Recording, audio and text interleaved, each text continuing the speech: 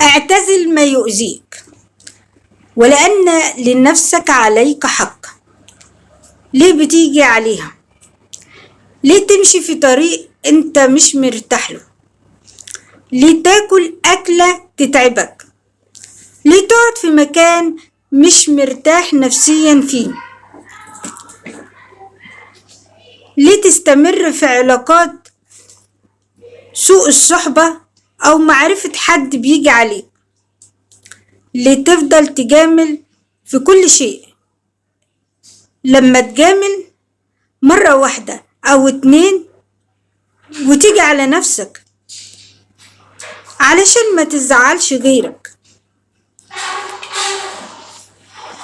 لو اللي انت بتجامله لم يشعر بهذه العمل أو شعر برضو بيك بمجاملة وحس إنك ضعيف، ابعد عنه واعتزل ما يؤذيك. بيبقى في الحالة دي هو مش حاسس بيك ولا خايف عليك، ولأن لنفسك عليك حق. لازم تعتزل ما يؤذيك. أشكركم، لكم مني وافر الاحترام، وأشكركم على حسن استماعكم.